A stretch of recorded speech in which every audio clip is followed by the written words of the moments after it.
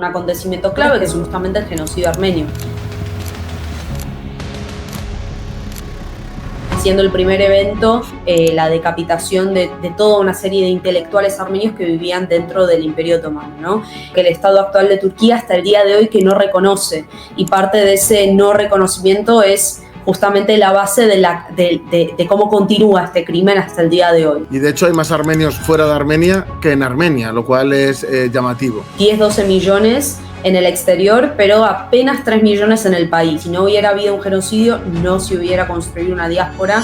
La mitad de Turquía, la parte del este, es toda la parte donde vivían armenios. Yo personalmente soy nieta de sobreviviente del genocidio armenio. Armenia sí es el primer país que reconoció el cristianismo en el año 301 como religión oficial. Los armenios son 99.9% cristianos. La religión es algo que realmente une muchísimo a los armenios. Yo tengo más en común culturalmente con un armenio, con un georgiano, que con alguien musulmán que viene de más cerca geográficamente. Yo por lo menos lo veo así.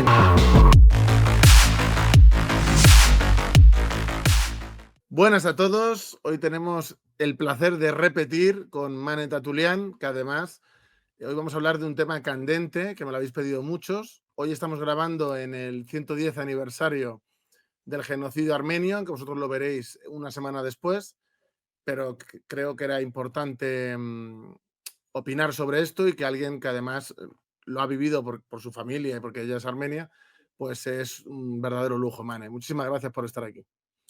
Gracias, como siempre, Roberto, por la invitación y gracias sobre todo por arrojar luz sobre un tema del cual no se habla mucho, lamentablemente, y por realmente, ¿por qué no visibilizar este conflicto que ya lo has hecho también en otras ocasiones? Y hoy, como comentabas, grabamos un poco por casualidad, pero también me parece bastante simbólico, pero grabamos un 24 de abril, que es el día que se conmemora justamente el genocidio armenio. Ya vamos 110 años de reclamación, de lucha, de pretensión, obviamente, por un crimen que sucedió dentro del contexto del Imperio Otomano. Ya igualmente hablaremos un poco de esto, pero que el Estado actual de Turquía hasta el día de hoy que no reconoce, y parte de ese no reconocimiento es justamente la base de cómo continúa este crimen hasta el día de hoy, ¿no? Así que bueno, sobre eso también hablaremos un poco, porque todo crimen no reconocido y no, criminalizado justamente es la puerta abierta para que sigan sucediendo otro tipo de crímenes de la misma naturaleza. Mucha gente no lo sabrá, pero hay una diáspora armenia gigantesca por todo el mundo y de hecho hay más armenios fuera de Armenia que en Armenia, lo cual es llamativo. Quería preguntarte, tú naciste en la diáspora, o sea, tus padres fueron los que emigraron a Argentina, ¿verdad? Claro, así es. Sí, sí, sí. Mis padres migraron en el 92, cuando cae la Unión Soviética. De hecho, ¿por qué tenemos diáspora? Y como vos muy bien mencionaste, son casi 10-12 millones en el exterior, pero apenas 3 millones en el país. Es decir, es realmente una cifra bastante exorbitante. Y este despliegue y esta construcción de la diáspora se da primero que nada por un acontecimiento clave, que es un poco lo que mencionábamos antes, que es justamente el genocidio armenio. Es decir, si no hubiera habido un genocidio, no se hubiera construido una diáspora como la tenemos en el día de hoy. En 1915 igual ya teníamos unos antecedentes en 1890, 1880, con lo que se conoce como las masacres de Hamid, el sultán rojo. Había ya empezado una limpieza sistemática de los armenios en lo que sería el Imperio Otomano, pero básicamente el programa ya sistematizado y perpetrado de una forma racional, de hecho con distintas etapas, distintos procesos, se lleva a cabo justamente en 1915, siendo el primer evento la decapitación de toda una serie de intelectuales armenios que vivían dentro del Imperio Otomano, ¿no? Y entonces tenemos, de hecho, podríamos decir como 3 olas de diáspora. La primera diáspora, que es esta que se genera en la época del genocidio, es decir, principios del siglo XX. Después tenemos una segunda diáspora, ya después de la caída de la Unión Soviética, que es básicamente de la cual yo soy también consecuencia, por así decirlo. Y después ya hay una tercera diáspora que es la más contemporánea, es decir, la que sucede, por ejemplo, en los últimos 10 años o en los últimos 5 años, también como consecuencia de los últimos conflictos que están sucediendo dentro del contexto del país. Es que hay mucha gente que primero no sabe ni ubicar en el mapa Armenia, pero hay gente que cuando se entera de lo de la diáspora dice, pero ¿cómo va a ser tanta gente en un territorio tan pequeño? Pero es que ahí está la cosa. Los armenios estaban en un territorio mucho más extenso y que poco a poco, incluso ahora en la realidad hace no tanto tiempo, o sea, actualmente me refiero, hace no tanto tiempo, se ha ido achicando ese espacio porque los han ido desplazando, incluso asesinando como en la época del genocidio o incluso ahora porque también se ha asesinado a mucha gente. Ujú. De hecho, cuando uno ve un poco históricamente, obviamente nosotros estamos haciendo un abordaje bastante superficial y general de estos temas, porque obviamente podríamos profundizar en literal cada tema que mencionamos, podríamos profundizar todavía en mayor extensión, pero básicamente en la época ya de la Edad Media, sí, más o menos en el siglo XII, en el siglo XIII, ya un poco antes también, pero empiezan a venir estos grupos, sí, selyúcidas, de lo que sería Asia Central, a lo que es el territorio de lo que es Armenia hoy. En esa época teníamos obviamente una población griega, una población armenia, y claro, cuando vienen estos grupos y se asientan y se van expandiendo y luego esto se va a transformar en lo que conocemos como Imperio Otomano, los armenios vivían todavía, es decir, estaban en sus tierras porque son oriundos de estas tierras, obviamente, de hecho hay unos test hasta genéticos muy interesantes de esqueletos que se han encontrado de hace 8.000 años, 7.000 años, y se hace la compatibilidad genética y digamos, hay justamente una compatibilidad muy fuerte, ¿no? Es decir, estamos hablando de un pueblo montañoso, local, ¿sí? Que ha vivido siempre en estas tierras y que, bueno, ha estado lamentablemente, pero siempre bajo el yugo de distintos imperios, ¿sí? El imperio persa, el imperio otomano, el imperio ruso, bueno, de hecho, bueno, en su momento también distintos grupos árabes. Entonces han permanecido en sus tierras, pero en este contexto, en el contexto en el que sucede el genocidio, estaban dentro del contexto del Imperio Otomano. Y claro, cuando sucede, digamos, toda la masacre y el genocidio en sí, se pierde, uno si ubica más o menos el mapa, para decirlo en términos generales, la mitad de Turquía, la parte del este, es toda la parte donde vivían armenios. Y de hecho, mis abuelos, de parte tanto de mi padre y de mi madre, son de distintas ciudades que están hoy en el territorio turco y que eran en su momento ciudades básicamente pobladas justamente por armenios. Y de hecho, el monumento al genocidio, si es que lo vieron o lo pueden buscar también, el monumento a la memoria del genocidio aquí en Armenia, tiene esa estructura de cemento que son 12 como bloques, ¿sí? Cada uno de ellos representa las 12 provincias que se perdieron justamente luego del genocidio. Es decir, claramente estábamos hablando de territorios armenios y obviamente poblados históricamente por armenios. A mí siempre he simpatizado mucho con el pueblo armenio y su causa, y una de las cosas es que los armenios que he conocido son gente que quiere regresar por lo general a Armenia, a una Armenia más grande que la que hay ahora, pero les gustaría regresar, muchos lo hacen, por ejemplo tú lo has hecho, y luego son gente que mantiene mucho su identidad, su cultura, que claro, al ser una cultura cristiana tiene muchísimo que ver con el resto de Occidente, aunque hayamos estado separados durante mucho tiempo. Y a mí, desde luego, es algo que me ha interesado siempre, esa dureza, ¿no? Esa resistencia que han tenido siempre ante este tipo de cosas. Y claro, tú, por ejemplo, has vuelto, ¿no?, de Argentina y te quiero preguntar cómo es ser armenia y nacer en Argentina y cómo se vive allí la comunidad, si es grande, si no lo es, porque y cómo es que consiguen mantener tanto esa identidad, que a mí me parece, teniendo en cuenta cómo aquí en los países occidentales se está perdiendo nuestra identidad, ver que la mantenéis incluso en esas situaciones tan trágicas, pues da mucha envidia sana, desde luego. Ujú.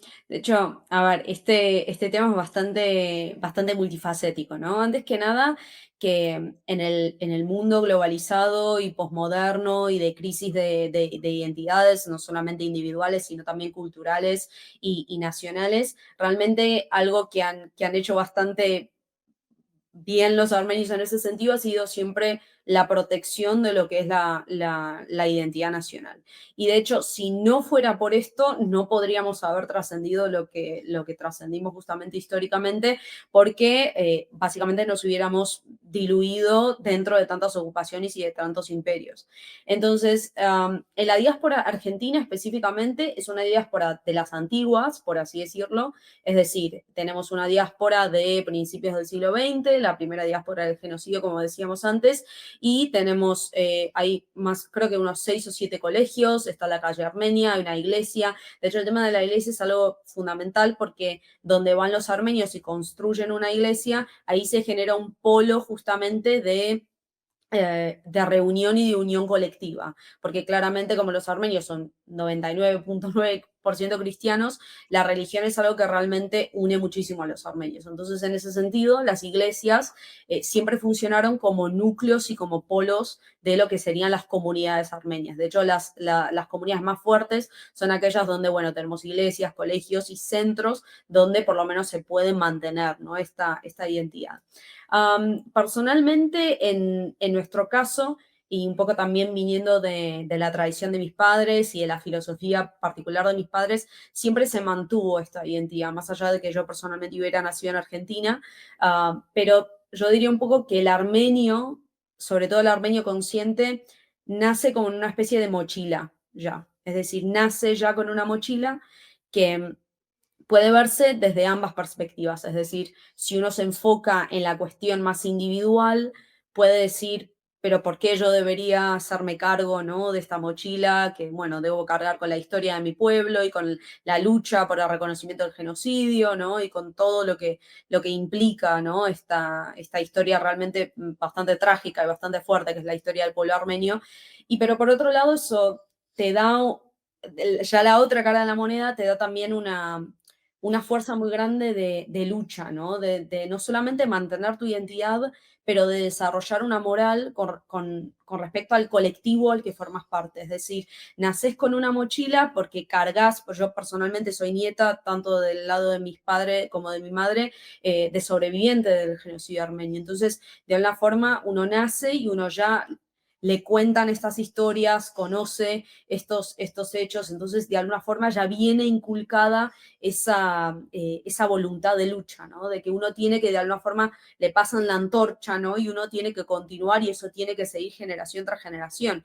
Entonces, este tipo de núcleos muy grandes en lo que es la historia del pueblo armenio constituyen a la vez los núcleos de la identidad del pueblo armenio, ¿no? Por ejemplo, el genocidio armenio y todo lo que eso implica como filosofía, como moral, como lucha, como política, eso es de alguna forma algo que no solamente reúne a los armenios, sino que también es parte de esa identidad, ¿no?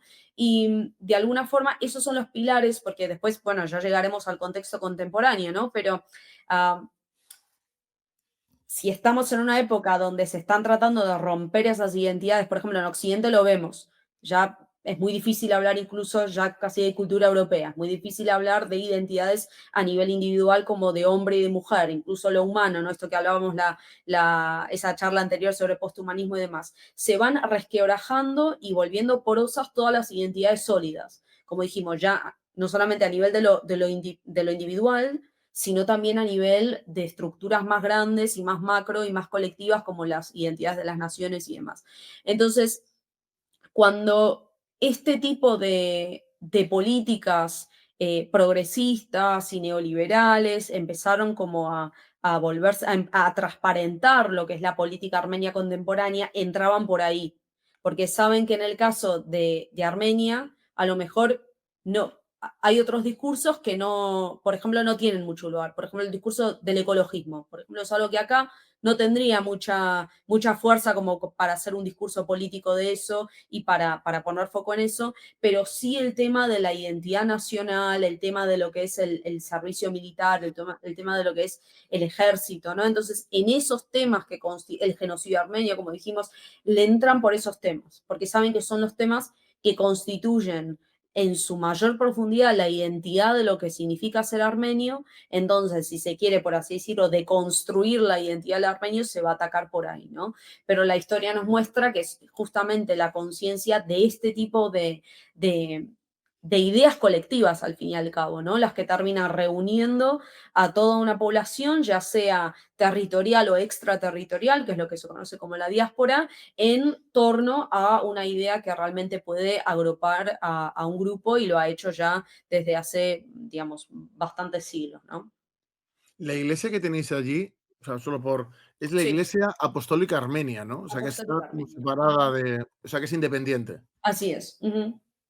Pero bueno, Armenia, si no recuerdo mal, no soy especialista en la historia de Armenia, pero si no me equivoco fue el primer país en declararse cristiano. De hecho, es que las iglesias que hay allí son de las más antiguas que se conservan. Totalmente, de hecho, gracias por recordarlo, Roberto, pero este es uno de los datos que siempre pasan desapercibidos, sobre todo para lo que es el mundo occidental, que por lo menos creo que debería interesarle, pero Armenia sí es el primer país que reconoció el cristianismo en el año 301 como religión oficial. Entonces aquí vamos a ver, bueno, técnicamente la iglesia más antigua del mundo, por ejemplo, la catedral de Chmiadzin, que la estructura que vemos hoy es una estructura que se construyó luego en base a lo que era la primera base de lo que sería la catedral, y después se hizo ya la catedral completa, y tenemos claramente iglesias del siglo IV, del siglo V, ¿sí? Es decir, realmente que, bueno, muchas veces están en condición de ruina, pero son realmente una belleza arquitectónica increíble, porque luego muchas de esas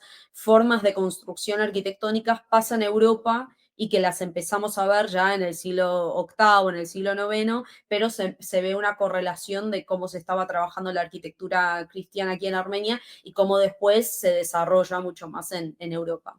Señores, muy rápido, por fin hemos conseguido a alguien que nos patrocine algo.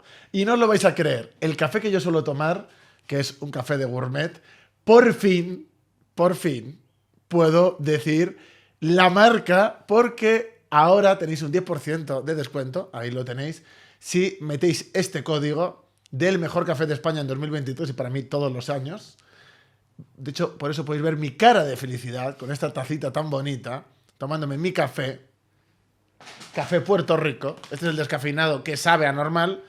Y mirad la cara de alpargata triste que tiene Pau, tomando, vamos a decir, café Mufasa, el típico café comercial que se te puede caer un riñón al suelo de beber tremenda porquería.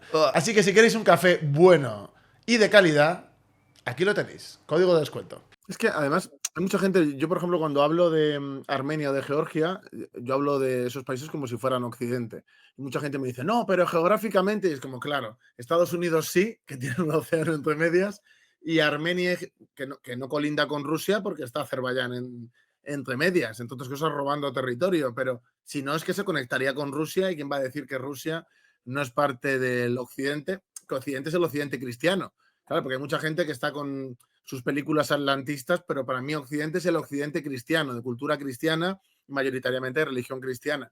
Entonces, claro, es que yo tengo más en común culturalmente con un armenio, con un georgiano, que con alguien musulmán que viene de más cerca geográficamente. Yo por lo menos lo veo así, no sé cómo lo veis vosotros. Totalmente. De hecho, este es un tema muy, muy polémico muchas veces, porque Armenia está en lo que en su momento fue la ruta de la seda. Es decir, es un punto geográfico que ya de por sí es un punto de conexión. Es decir, que para el oeste somos este, pero para el este somos oeste, ¿no? Un poco tiene como esta paradoja, pero claro, geográficamente, uno cuando ve el mapa, uno ve el Cáucaso y se imagina pueblos musulmanes, se imagina Turquía, Azerbaiyán y demás, pero obviamente que en términos de cultura estaríamos mucho más cerca de Occidente, claramente, es decir, digamos, es un pueblo cristiano, un poco como Georgia también, muchas similitudes, pero sí, está, a ver, tiende más para Occidente, claramente, pero está en esta encrucijada, ¿no? Y en este dilema y realmente de una situación como muy singular, ¿no? Geográfica. Y creo que eso también le da su propia singularidad también como pueblo, ¿no? Donde uno puede ver estos contrastes y puede ver realmente esa intersección, ¿no?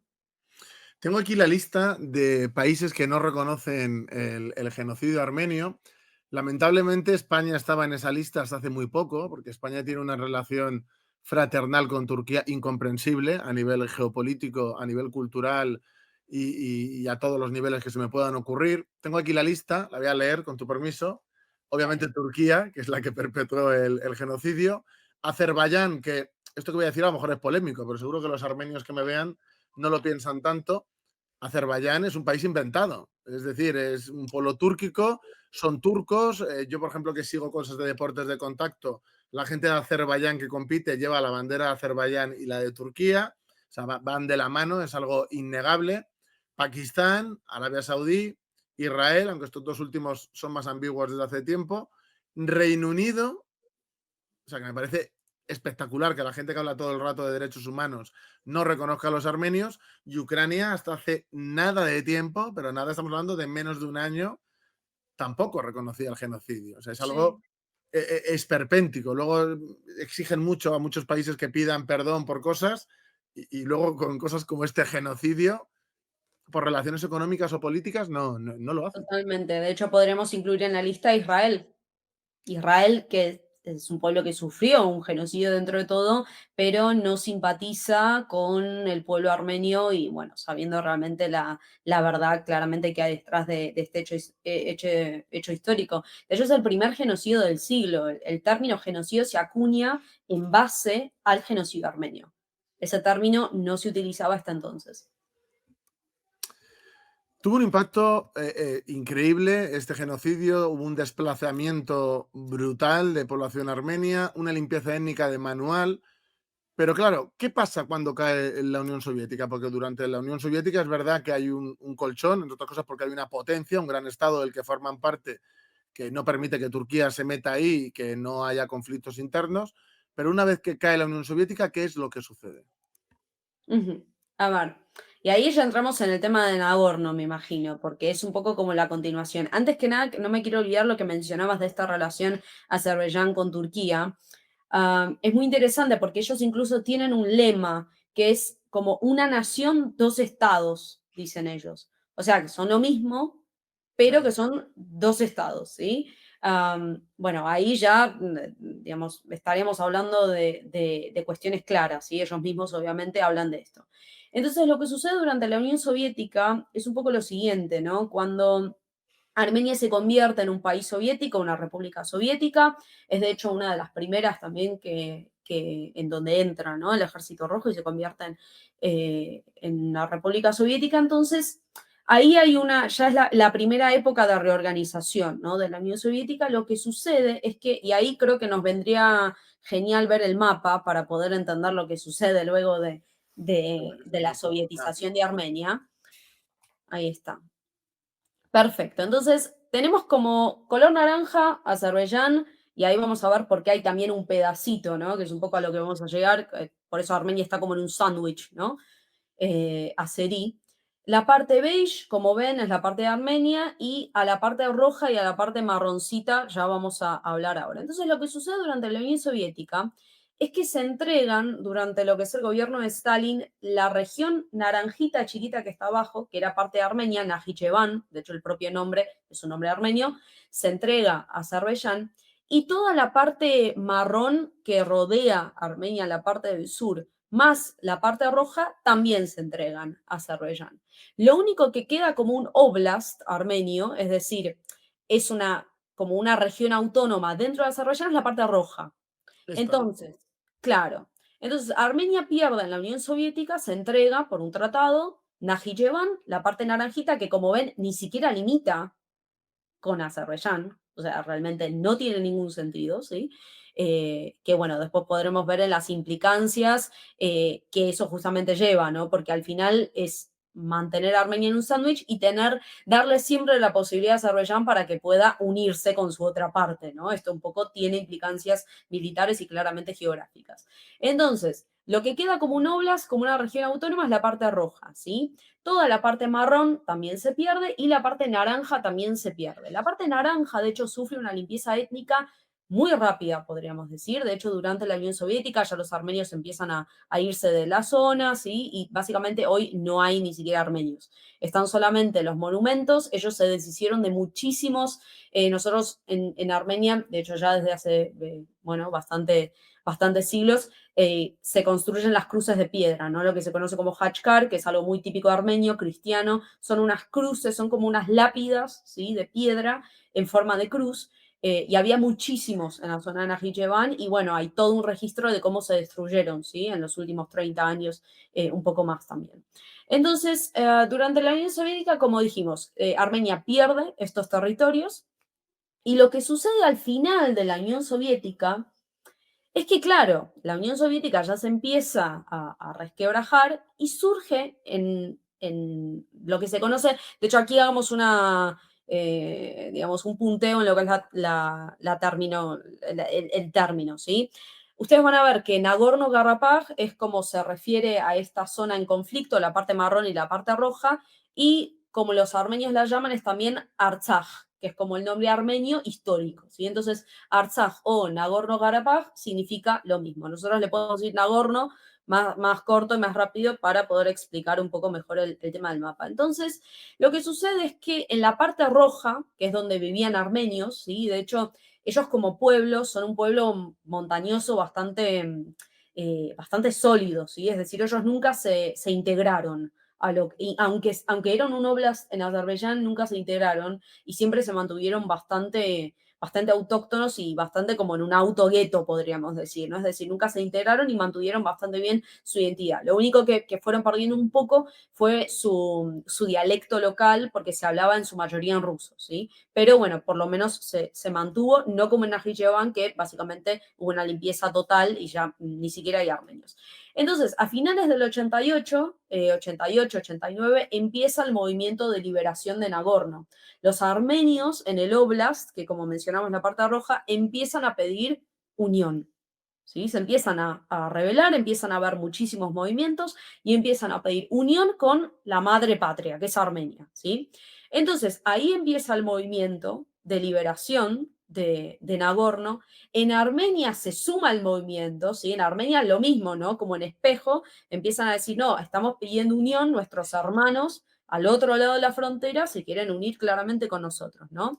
Y ahí empieza la guerra. Yo esto lo estoy súper resumiendo, es un proceso larguísimo, pero empieza la guerra. Los primeros años, Armenia estaba en una posición muy baja, ¿sí? Muy débil, porque nosotros no teníamos armamento, no teníamos, o sea, literal no teníamos forma de mantener el frente. Azerbaiyán tenía una ventaja y era que ellos tenían un punto militar ya desde la época soviética que se había puesto ahí. Entonces, claro, cuando cae la Unión Soviética, a ellos básicamente les quedan, ¿sí? Todos estos recursos militares. Entonces ellos tenían dentro de todo con qué pelear, ¿sí? La relación persona era 9 contra 1, para que ustedes se hagan una idea.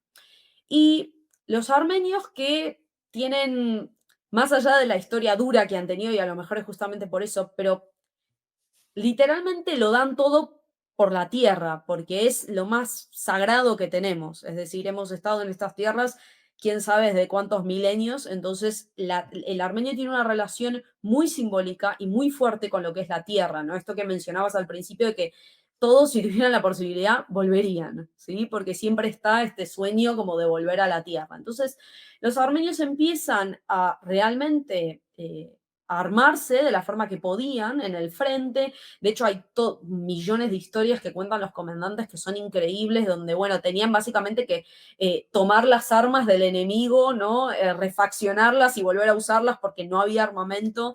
Y en el momento en el que hay un punto que se produce un quiebre en lo que es la guerra, creo que luego de 2 o 3 años que ya había empezado, y es cuando los armenios liberan Yushi.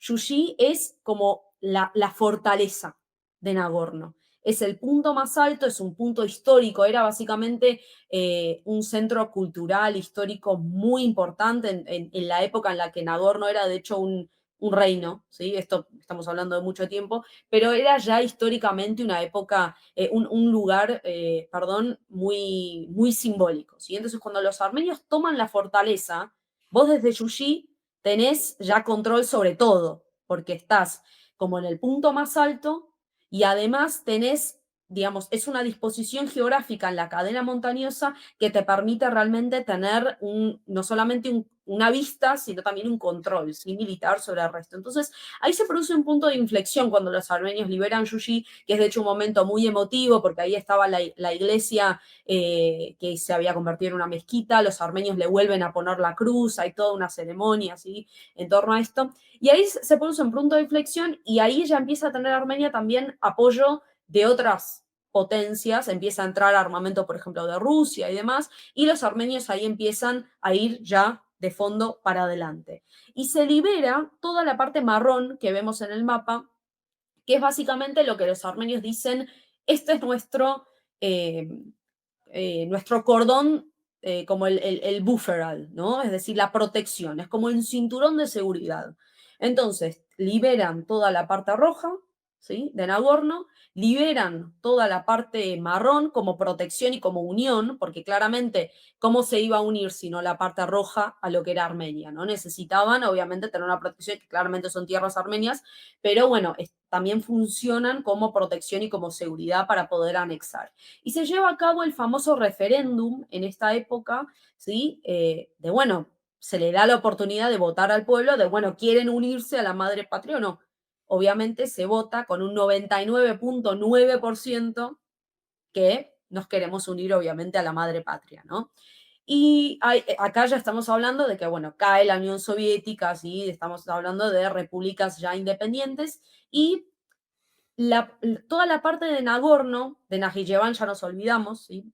No cuenta, pero toda la parte marrón y toda la parte roja, básicamente ya se constituye como, primero, como, de hecho hay muchos tratados en el medio, ¿sí? Porque cada uno de los presidentes de Armenia empieza como a negociar desde una perspectiva también distinta, ¿no? Hasta que se llega al acuerdo de las dos repúblicas, ¿sí? La República de Armenia y la República de Nagorno, ¿sí? Y por 30 años más o menos se mantuvo la república, ¿sí? De hecho yo he estado ahí, es decir, he viajado, digamos, todo funcionaba realmente como una porción mini, ¿no? De Armenia. Lo que es lamentable es que como el conflicto nunca fue cerrado, porque cuando vos empezás a llevar adelante la propuesta de que se tiene que reconocer la independencia, dependés de que te la reconozcan. Por ejemplo, cómo pasó con Kosovo, cómo pasó con otros casos, ¿no? Es decir, siempre está la cuestión de que, bueno, si vos llevas adelante esta tesis, necesitas del reconocimiento de los demás. Y entonces acá entramos en 30 años de negociaciones para que finalmente se reconociera, de hecho en la época de los dos presidentes anteriores, de Robert Kocharian y de Serge Sarkisian, ya se estaba llegando a un acuerdo, es decir, el propio Aliyev padre ya decía, a mí tras bambalinas me están obligando a que yo reconozca, y Armenia estaba en una muy buena posición política, en donde ya estábamos casi, pero por resolver este conflicto.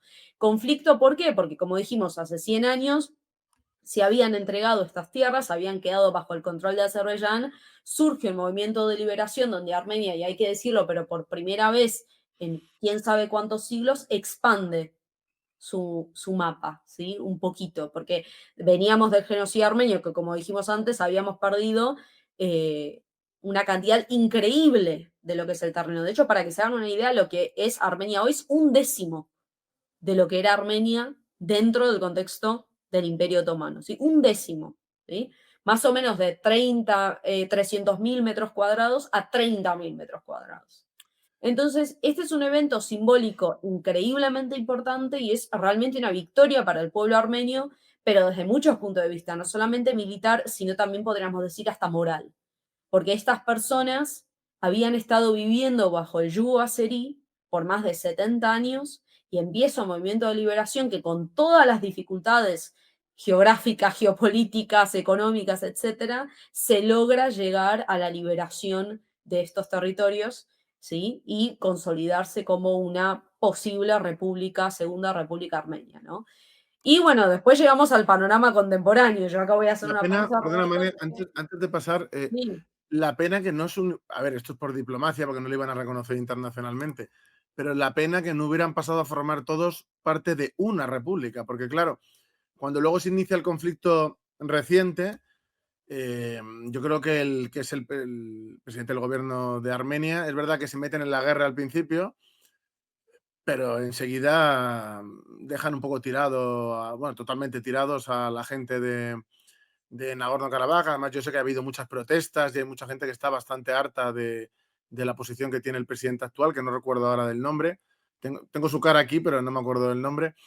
Y eso también ha perjudicado a los armenios, que ahora se han tenido que desplazar. Ujú. Bueno, ahí hagamos ahí una pausa, totalmente. Yo creo que, a ver, yo no soy diplomata, yo no manejo claramente los tratados y en general, digamos, cómo se maneja, ¿no? Lo que es el mundo de la diplomacia y demás, pero yo personalmente creo que el movimiento erróneo era empujar por una segunda república. El primer presidente, es decir, el segundo presidente desde la independización de Armenia, ¿sí? Robert Kocharian, tenía la propuesta, es decir, lo que él negociaba era que Nagorno se anexara a Armenia. Es decir, que fuera literal una provincia más. En lugar de empujar por la independización, Nagorno se convertiría en una provincia más, que para mí es lo más lógico, porque es literal, de hecho ya funcionaba como eso, uno viajaba. Todos son armenios, claro. Claro, o sea, tenían el drama armenio, el idioma, los colegios, todo lo que es el servicio militar. De hecho, si estabas enlistado en el servicio militar aquí en Armenia, podías ir a hacer tu servicio en Nagorno, es decir, todo realmente funcionaba ya como una única república.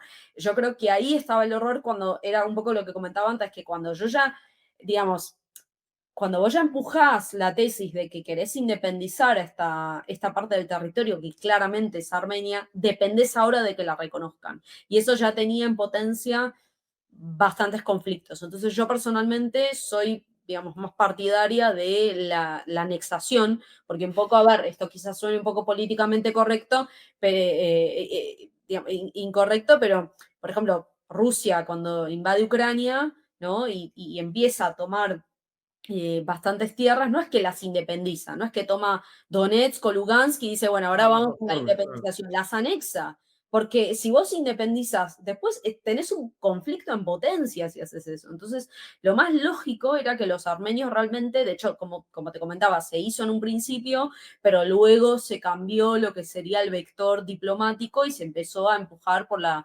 Segunda República, que bueno, trajo conflictos. Lo que pasa con el gobierno de hoy es que, a ver, de esto podemos hablar horas, porque es un tema realmente que ya se viene dando 7 años, pero si hay una frase con la que se puede resumir al gobierno de hoy, es que es un caballo de Troya. ¿Qué es un caballo de Troya? Es un proyecto que viene disfrazado de una forma y que termina siendo exactamente lo contrario. Y lo contrario no es solamente lo contrario en una cuestión política, es lo que le sirve a los enemigos geopolíticos de Armenia, Turquía y Azerbaiyán. Literal es una persona que está puesta. De hecho, el propio Erdogan hace unos años en una entrevista dijo, nosotros tenemos mucho, ¿cómo se dice? Como aporte en lo que fue la revolución multicolor del 2018, cuando vino Nikol Pashinyan, que es el actual primer ministro. Este señor, Nikol Pashinyan, si uno ve de dónde viene su historial político, si él era un señor que trabajaba en un diario, ¿sí? En la prensa, ya en los 90 venía escribiendo artículos en contra de Nagorno. ¿Se entiende? ¿No? Es decir, escribía artículos que no nos tenemos que, digamos, hay que despegarse de estos conceptos escleróticos, cristalizados, nacionalistas, hay que terminar con este conflicto, hay que entregar básicamente Nagorno. De hecho, hablamos incluso de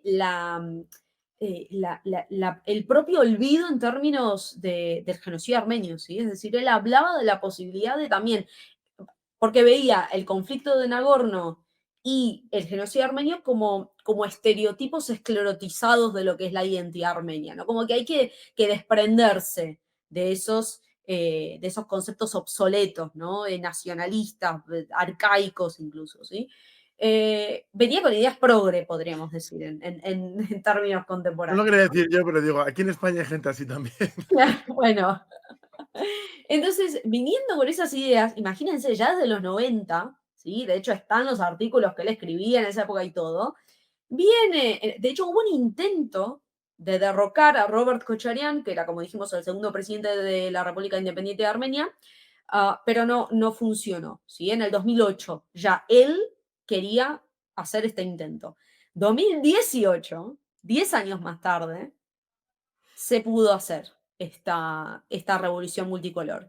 Claramente vinieron con el típico discurso progresista de le vamos a robar a los ricos y le vamos a dar a los Y se lo pobres. vamos a dar a los jerarcas de Azerbaiyán. Totalmente, ¿no? Entonces todo venía con esta lógica de grupos minoritarios, que las mujeres, que la comunidad LGTB, que básicamente casi que ni existía, ¿no? Todas estas cuestiones, básicamente discursos populistas y progresistas que realmente para la sociedad armenia contemporánea, lamentablemente, perdió la chispa. dio la chispa, los armenios salieron a la calle en el 2018, de hecho es la época en la cual yo básicamente ya me mudé, me había mudado hace unos meses, ¿sí? A Armenia y empezó todo esto. Y básicamente se llenó como típica revolución multicolor, ¿no? Un tipo que no entiende nada de política, que claramente ya venía con un vector claro de lo que se iba a hacer más adelante. De hecho, uno cuando, acá no entremos en detalles, pero uno cuando ve los discursos del 2018 y después ve todo lo que pasó, dice, pero claro, si esto estaba súper diagramado. Y bueno, básicamente viene con un objetivo, que es el de volver a entregar las tierras que nosotros habíamos liberado, porque como dijimos que este tipo ya desde los 90 venía con este discurso, es un medio, es un canal perfecto, o sea, es la persona perfecta para poder llevar a cabo este tipo de acción política, ¿sí? Que quizás a lo mejor otro gobernante, otro representante público, político, lo que fuere, realmente no se hubiera entregado para poder hacer, ¿sí? Entonces viene este gobierno en el 2018 y ahí vemos cómo ya, ¿cómo decirlo, no? Pero pieza por pieza, ataques a la iglesia, ataques a lo que son los héroes de la guerra de Nagorno, ataques en términos del genocidio, se empiezan a desaparecer archivos del genocidio, del Museo del Genocidio Armenio, empieza a pasar cualquier cosa en relación a lo que decimos al principio, ¿sí? Los pilares de lo que sería la identidad armenia, como dijimos, el genocidio armenio, la liberación de Nagorno, la iglesia, ¿sí? Oye, Todo que tenéis una historia milenaria. O sea, es que eso no lo tiene todo el mundo. De hecho, todavía más, Roberto, historia milenaria, empezaron a reescribir los libros de historia en las escuelas. Empezaron a sacar todos los libros de historia que había publicados. Esto es de hecho, Yo creo que eso no va a funcionar mucho en Armenia, porque si los armenios han sido capaces de mantenerlo en una ciudad de Estados Unidos, dudo mucho que se lo puedan comer desde Armenia, desde el yo gobierno. coincido con vos, pero fíjate el nivel de caballo de Troya que tenemos, que el propio Estado está haciendo esto. De hecho, yo siempre digo, y no por sonar dramática, pero estamos en un terrorismo de Estado, porque el terror nos está viniendo del Estado. Es decir, nunca en la historia armenia, y creo, me atrevo a decir que en la historia de otro pueblo, ha sucedido que la persona que esté mandando, ¿sí? Actúe al 100% en base a las exigencias y al beneficio de, perdónenme por la palabra, pero al enemigo que tenemos geopolítico, ¿sí? De hecho, nosotros hablamos en términos de enemigos, no solamente ¿cómo decirlo?, pero de contrincante o algo así, pero porque tenemos el tema del genocidio sin resolver. Es decir, si pasaron 110 años y Turquía no reconoce el genocidio, está la puerta abierta para que vuelva a suceder, que es lo que sucedió hace unos años de nuevo, ¿sí? Entonces, siguiendo un poco la lógica de lo que pasa con Nagorno, viene este gobierno en el 2018 y en el 2020 empieza la guerra. La guerra que ya se sabía que era una guerra para entregar, que es todavía lo más desastroso de esta guerra, es que si vos viniste para entregar las tierras, ¿por qué matás en el camino a 5.000 hombres en la guerra? ¿No? Porque de hecho la guerra era un teatro para decir, lo siento, perdimos las tierras, pero ya se sabía desde el principio que las tenía que entregar, ¿sí? Sobre todo, como les decía, con todo el trasfondo político que eso tiene. 2020 se pierde todo, ¿vieron el marrón que había en el mapa? Bueno, se pierde todo ese marrón y entonces, Voy a poner el mapa para que se vea. dale, Lo que se dale. perdió en la guerra de Nagorno es lo marrón, Lo primero que se pierde en el 2020 es lo marrón, claro. pero Y en luego el, hubo otra vez y en el escalada. Vuelven a 2023, atacar. claro, y en el septiembre del 2023, ya ahí es la liquidación final.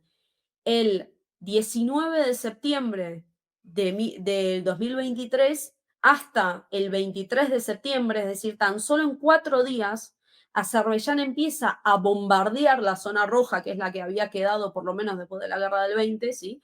Empieza a bombardear, pero como nunca, ¿sí? La zona de Nagorno, que aprovecho para recordar, pero que estaban los peacekeepers rusos, que tampoco hacen nada, ni el cielo estaba protegido, ni los rusos hacen nada, pero peor todavía, el gobierno armenio dice, nosotros no nos vamos a meter. Claro, esa es la Ah, diferencia con el anterior conflicto. Imagínense, claro, de lo que estamos hablando. Esto es casi como un autogenocidio, porque estamos hablando del gobierno armenio que dice, acuérdense en el 88, ¿no? Que decían, nuestros hermanos nos están esperando al otro lado de la frontera, es decir, unión.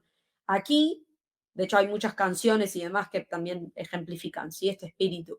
Aquí el gobierno dice, no nos vamos a meter. En 4 días, con el cielo abierto, Azerbaiyán destroza, la gente, son las típicas imágenes que seguramente habrán visto, la gente sale con lo que tiene, se meten en los autos y empiezan a manejar para salir de Nagorno. Y en 4 días tenemos un éxodo de 120.000 armenios. Hoy no hay armenios en Nagorno. Esto pasó hace 1 año y medio en los ojos del mundo, porque todo el mundo vio lo que estaba sucediendo, enfrente de todo lo que es la comunidad global, de todos esos países que vos mencionabas, Roberto, que hablan de derechos humanos y demás. En 4 días salió del país 120.000 personas y hoy no hay ni un armenio ahí. O sea, limpieza étnica de libro, ¿sí? Y no sucedió exactamente nada. De hecho, lo más, puedo decir algunas de las imágenes realmente más, más asquerosas, incluso me atrevo a decir, porque cuando ya no quedaba ningún armenio y quedaban solamente, sacaban, cuando veías las fotos, había perros tan solo revoloteando por ahí, y llegan como los camiones, ¿sí?, de los equipos de Naciones Unidas. Y Naciones Unidas dice, no vimos ningún signo de violencia, no se ha registrado ningún signo de violencia. Y es como, ustedes realmente nos están tomando el pelo, o sea, ustedes vienen cuando se acaban de limpiar étnicamente 120.000 personas y claro, vienen cuando ya no hay nadie y dicen, no hay ningún registro de Cuando violencia. hay vídeos que luego el propio ejército de Azerbaiyán intentó eliminarlos, de ancianos que se quedaron, que los aporreaban y los cortaban dedos y cosas por el estilo, de sacerdotes que se decidieron quedarse y ya está, y los han matado, porque ¿dónde están esos sacerdotes ahora? Y yo me acuerdo cuando rompían iglesias que son ancestrales, rompiendo los símbolos, profanando tumbas. Yo lo veía y se me partía el alma. Y miraba y digo, ¿y dónde está Sánchez diciendo algo de los derechos humanos?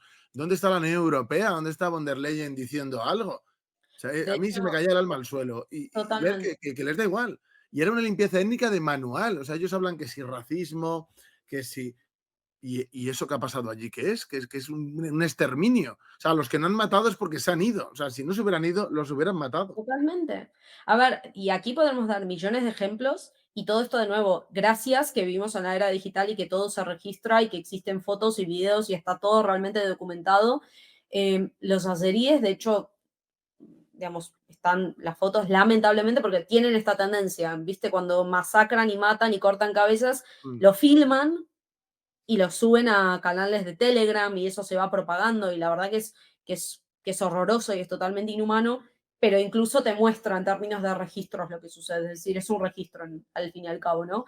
A las sniper, mujeres que capturaban y que mataban los series snipers armenias, bueno, las violaban, les cortaban todas las partes del cuerpo, les cortaban los dedos, les metían los dedos, perdón por esta imagen que estoy escribiendo, pero les hacían lo que fuere, les metían las partes cortadas dentro de la boca y las prendían fuego. Y esto está documentado, o sea, hay videos de esto, ¿sí? De nuevo, a mujeres en esta época, ¿sí? En la que vivimos, como decías vos, Roberto, donde, bueno, es la bandera, ¿no?, del feminismo y Úrsula y toda esta gente de Bruselas siempre, ¿no?, haciendo bandera de estos conceptos. Después el tema de las iglesias.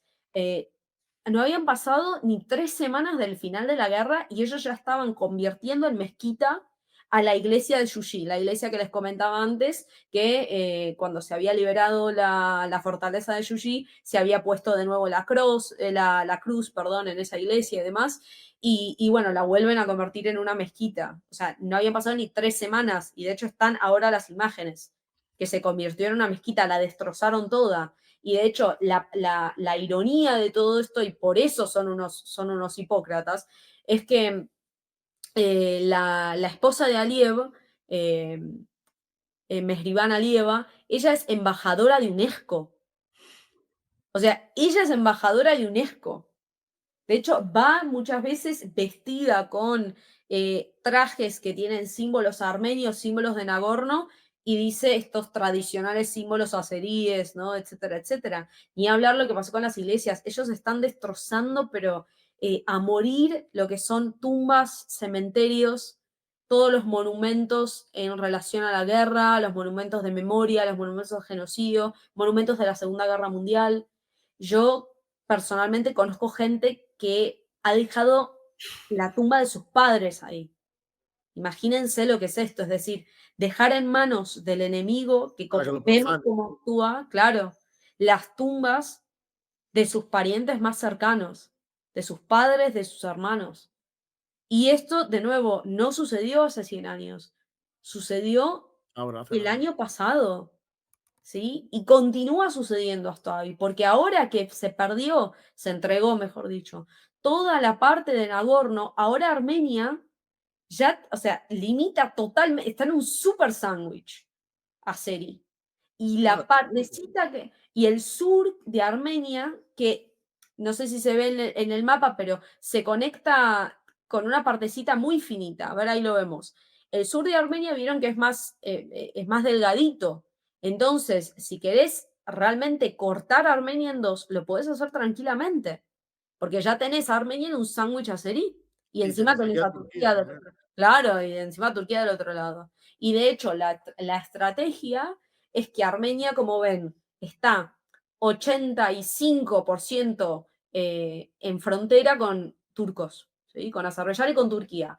Le queda un cachito pequeño con Georgia en el norte y un cachito muy pequeño con Irán en el sur. Si a Armenia le cortan el, el, la conexión, que es literal lo que llamamos el camino vital, ¿sí? Porque si nos cortan el camino con Irán, estamos totalmente en bloqueada. ¿Por qué no cuento a Georgia? Georgia tiene una política, lamentablemente, porque bueno, son cristianos y tienen mucha similitud cultural con nosotros, pero tiene una política muy pro-turca, desde, en realidad, desde siempre. ¿Sí? Incluso en la guerra de los 90, en las últimas guerras también, abriéndoles el cielo a los turcos para que llevaran armamento, cerrándole la frontera a los armenios para que llegaran ayudas, incluso ayudas humanitarias y demás. De hecho, esto también pasó cuando sucedió el terremoto en el 88. Entonces, con Georgia hay una relación tensa siempre, ¿sí? Es decir, están más del lado de los turcos que del lado de los armenios. Si Armenia llega a perder la frontera con Irán, estamos literalmente o sea, ya en total bloqueada, y ahí ya o sea, no tengo ni que decir más nada, es decir, es una cuestión de días y Armenia puede literal desaparecer del mapa. Y esto que suena dramático es lo que los propios turcos dicen. De hecho, hace poco eh, en sus reuniones, ¿sí? Diplomáticas, el mapa que muestran es un mapa donde ya no hay Armenia. O sea, donde Armenia ya no está en el mapa. Cuentan todo como Azerbaiyán, porque esto es literalmente lo que quieren hacer. Y de nuevo, esto en los ojos de la comunidad global y esto en el siglo XXI en el cual vivimos, ¿sí? Es que Erdogan quiere la gran Turquía y de hecho Azerbaiyán es Claro. su sucursal. No, no solo quieren recuperar solo Nagorno-Karabaj, o sea, si por ellos fuera, volverían a tener una buena parte de Europa. De hecho, el proyecto panturquista, que suena así como un poco arcaico, pero es un proyecto de conexión de todo lo que es el mundo turco. De hecho, y esto es lo más dramático, es que lo único que separa a Turquía en su totalidad del mundo turco es el sur de Armenia. Es Syunik, se llama la provincia. Syunik es como decimos, la espina en la garganta de Turquía, porque después ya tenés todo el mundo, ¿no? Azerbaiyán, pasás por el Mar Caspio, etcétera. Entonces, ahí lo único que separa esa absoluta conexión es el sur de Armenia. Y por eso muchos de los grandes revolucionarios y de los grandes militares que comprendieron la importancia del sur de Armenia, obviamente de Nagorno, porque es la protección, es nuestro escudo, pero además del sur de Armenia, decían, si Armenia llega a perder el sur, ya estamos en la última página de la historia armenia, porque después ya estás a esto de terminar con la cuestión armenia. Y no nos olvidemos que el propio Erdogan se refería a los griegos y a los armenios como lo último que queda en la punta de la espada. Es decir, se refería a nosotros como que somos ese residuo que ha quedado en la punta de la espada, ¿no? Es decir, que tan solo queda nada para que, bueno, se termine la cuestión. Armenia. Porque si no hay armenios, no hay cuestión armenia. Si no hay armenios, no hay lucha y demanda todos los años, todos los 24 de abril por el genocidio armenio y todo lo que ya mencionábamos antes. Es decir, si no hay armenio, se resuelve totalmente la problemática armenia. Es que le vino muy mal a Armenia, en primer lugar, la debilidad de Rusia actual por el tema de Ucrania y demás. Luego, cuando llegó el presidente de ahora, claro, se reorientó hacia los Estados Unidos y los Estados Unidos no han querido ayudar, porque como tienen relaciones con Turquía tensas por el tema de Siria y demás, de que se tienen que llevar bien, pues es que han abandonado unos y otros a los armenios. Totalmente, se alinearon los planetas en el mal sentido del término aquí. Es decir, no solamente porque el gobierno actual tenía, como dijimos antes, un vector pro-occidental, pero occidental en el doble sentido del término. Es decir, occidental porque iba para el lado de Europa más Estados Unidos, y además occidental porque, ¿qué es lo primero en Occidente para Armenia? Turquía. Es decir, lo occidente para Armenia primero es Turquía y después es Estados Unidos y Europa. Entonces, Nancy Pelosi estuvo en Armenia y no hizo nada. no, Estados Unidos siempre, antes de las elecciones, alguna que otra declaración, que los queremos mucho a los armenios, que es una comunidad que trabaja, ¿no? Que siempre hacen algún comentario así, pero después ya digamos, no hay nada sobre la tierra, ¿sí? Es decir, no hace nada de facto y concreto. Y entonces, en ese contexto, no solamente la orientación del gobierno actual, sino claramente la guerra con Rusia. La guerra entre Rusia y Ucrania. Sí, Porque además, cuando sucede toda la cuestión de esto también, digamos, es muy, muy largo, pero resumámoslo, cuando Europa le deja de comprar gas a Rusia como parte de las sanciones, Rusia necesita seguir sacando el gas y necesita seguir vendiéndolo porque está financiando una guerra, no nos olvidemos. Y entonces, el único camino que le queda es a través de Azerbaiyán. Entonces, ¿cómo me voy a llevar yo mal con Azerbaiyán si yo le quiero vender mi gas a Azerbaiyán?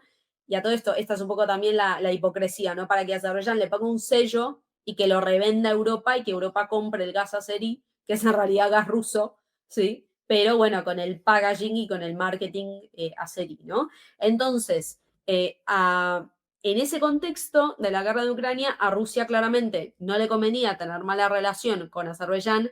Entonces, si Rusia tenía que ceder Armenia para poder, bueno, reforzar o por lo menos no perder sus posiciones, obviamente lo iba a tener que hacer, ¿no? Yo no le puedo pedir a los rusos que sean más armenios que los armenios. Yo sé que ellos tienen sus intereses claramente, ¿no? Pero bueno, esto se dio realmente como una muy mala sincronización que, bueno, terminó un poco con la situación literalmente catastrófica que tenemos hoy en día. Las elecciones, por lo que yo veo desde fuera, porque claro, desde aquí la información a la que podemos llegar pues es bastante limitada. Las elecciones en Armenia, ¿cuándo van a ser? Y aparte te quería decir, muy libres no son, o sea, por lo que yo he podido ver últimamente de detenciones de opositores y demás. Las elecciones van a ser en el 2026, o sea, el año que viene, pero personalmente nosotros, es decir, la oposición, no estamos a favor de que se produzca el cambio a través de las elecciones, porque esto sería un cambio legítimo. Es decir, a ver, esto sin que suene muy dramático, pero él es un traidor de Estado, como se conoce, ¿sí? Es decir, tiene por lo menos unas 10, 15 decisiones tomadas como primer ministro Sí, que que es un lo criminal. llevarían a la Tendría que cárcel. pagar por ello de verdad, sí. Claro, o sea, como mínimo lo llevarían a la cárcel. De hecho, a ver, por ejemplo, la constitución armenia tiene un preámbulo que es inmutable, ¿sí? Es un preámbulo que no se cambia. Y en ese preámbulo dice que el Estado armenio, después de la caída de la Unión Soviética y la independización, ¿no? Está en la nueva república, se constituye sobre dos pilares, sin los cuales no se puede concebir el Estado armenio. Uno es el genocidio armenio, ¿sí? Y la lucha por el genocidio armenio, y el otro es la concepción íntegra de Nagorno. O sea, Armenia no se puede constituir sin Nagorno. Entonces, la Armenia actual no puede constitucionalmente concebirse sin la lucha por el genocidio, por el reconocimiento y sin la cuestión de Nagorno. Entonces, cuando viene este primer ministro y hace todo lo que hace y además quiere cambiar la constitución por petición de Azerbaiyán, o sea, eso como mínimo vas a la cárcel. como mínimo, porque es anticonstitucional. Y ni hablar de otras cositas más pequeñas como internas de corrupción y ya más grandes que realmente lo mandarían a la cárcel, pero literal de por vida. Entonces, personalmente, por elecciones, yo creo que moralmente no estaría bien. Porque es como que, bueno, él hizo su tarea, entregó todo y después va y está en una mansión en Además, si Canadá. perdiera, se Claro. intentaría ir corriendo a otro sitio, estoy seguro. Y esa es la otra cuestión, de que él, a ver, no solamente no puede ir y vivir su vida como si no hubiera hecho nada, ¿sí? Después de todo el desastre que ha hecho, y además hasta poner en cuestión la cuestión del genocidio armenio y demás, que eso solamente lo han hecho los turcos en la historia de nuestro pueblo. Entonces creo que se tendría que solucionar antes de las elecciones para poder establecer ese componente de justicia que también implica esto, ¿sí? Es decir, de que el pueblo armenio se imponga y que demande justicia y que realmente haga justicia, poniendo realmente este crimen que se ha hecho incluso desde el propio Estado como un caballo de Troya contra el propio pueblo, ¿no? Entonces creo que realmente él básicamente tiene que ser responsable, tiene que pagar por lo que le ha hecho a un Estado, y que creo que tan solo irse así como si nada con elecciones no, digamos, no sería lo más correcto hasta filosóficamente, ¿no? Y además él sabe que si él llega a perder el poder, a ver, lo que a él lo mantiene en el poder hoy en día es la fuerza, porque es piramidal, es decir, quien pongas arriba y quien dé las órdenes, después toda la estructura opera en relación a eso. Entonces, todo lo que es policía, servicio secreto, militar, todo opera en su favor y es lo único que sostiene su gobierno. En el momento en el que él ya no esté en esa silla, o sea, él va a aparecer tras las rejas, porque él sabe que apenas no tenga ese recurso, está literalmente liquidado. Digamos, él no puede ni caminar por las calles cada vez que tiene de hecho, hoy, por ejemplo, que supuestamente, de hecho, esta es la ironía un poco, que fue al monumento de memoria del genocidio, ¿no? Cuando él mismo dice que hay que olvidarse de eso y demás, pero bueno, va, si él le gusta siempre como provocar, ¿no? También a la gente. Y bueno, básicamente desde las 6 de la mañana tienen que cerrar la mitad de la ciudad para que él vaya con su auto, ¿no? Ahí ponga una flor y que después vuelva de la misma forma, ¿no? Y después recién se libera todo. O sea, literal, cada movimiento suyo se paraliza el país, ¿sí? Básicamente cuando tiene que moverse de un punto a otro. Entonces, bueno, es esta un poco la situación y bueno, la oposición está haciendo lo posible ya hace bastante tiempo para poder, digamos, realmente producir un quiebre y producir un cambio finalmente, ¿no? Pero, y acá añado algo más, parece que me extiendo, pero hay que dar el contexto, es que hay algo geopolíticamente muy, muy denso, ¿sí? Muy pesado para la propia oposición, y es el siguiente. Varias veces el gobierno de Turquía y el gobierno de Azerbaiyán, a quienes les conviene claramente este actual primer ministro, han dicho, si llega a haber una revolución de los revanchistas, que es como llaman a la oposición, o sea, los que quieren la revancha, ¿no? Si llega a haber una revolución por parte de la oposición, nosotros metemos nuestros tanques a Yerevan. Entonces, la oposición está en esa situación, podríamos decir, como de Zugzwang, en donde si haces, estás liquidado, y si no haces, también estás liquidado, ¿no?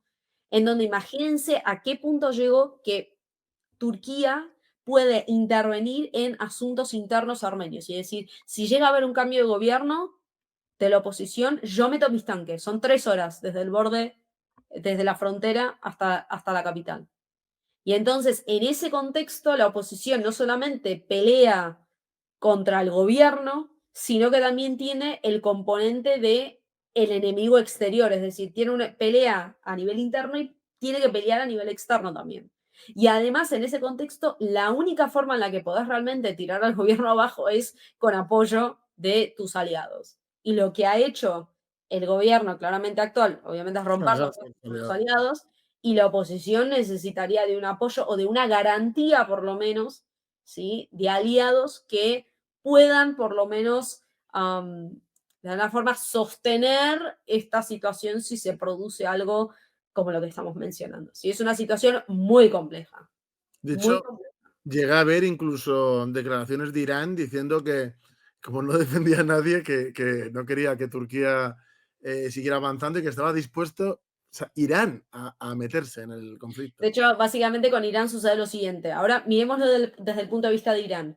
Irán llega a perder la frontera con Armenia, Irán también está en bloquada. O sea, Irán No, no, estaría Irán, totalmente.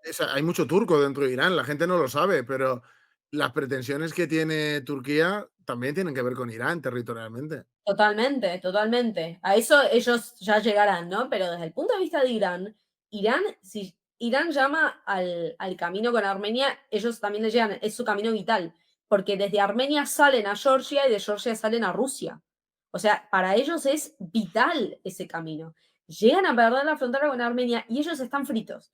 Entonces, hubo muchos momentos en los últimos años y en los últimos meses donde puesto en términos coloquiales, pero Irán básicamente dice, bueno, Armenia, si vos no vas a hacer nada, yo me voy a meter. Es decir, si te llegan a atacar a vos, eso a mí me perjudica y a mi frontera. Entonces, Y ahí Rusia, yo si ya no voy fuera a más fuerte, quizá también intentaría el cambio de gobierno en Armenia, intentaría también meterse otra vez. Claro, claro. Y aparte, ahí Irán ya dice, ¿qué me pesa más? Bueno, ¿me meto en el territorio soberano de otra nación o pierdo mi camino vital? Ya. Digamos, Es ya que tiene una situación muy compleja Armenia, porque claro, con Irán tampoco le iría muy bien. O sea, es que tiene una situación muy complicada. Claro, claro, totalmente. Aunque la solución de todo esto en una primera instancia es cambiar el gobierno de aquí. Hombre, O eso sea, es lo primero. Sin eso nada, una vez porque que cambia el gobierno, y esto no es por romanticismo, pero una vez que cambia el gobierno, la persona que está al tomar inmediatamente las decisiones correctas, retomar las relaciones con Rusia, retomar las relaciones con Irán, hacer entrenamientos militares, ¿no? Con Irán en la flota, es decir, todo lo demás, presentar de nuevo los papeles para reconocer los crímenes que se han hecho en Nagorno, pretender el regreso de los armenios a Nagorno, porque hay toda una serie de papeles que lo sustentan y es todo legal además. Entonces se puede hacer inmediatamente, pero no está la persona adecuada, es decir, de hecho está la persona que actúa y decide para el beneficio de Turquía y de es Azerbaiyán. que hasta me extraña que los militares no hayan hecho nada. De hecho, hubo hace, creo que ya unos 4 años, en un momento donde estábamos en una de esas épocas muy tensas de las protestas, lo que era el jefe del ejército hizo una declaración.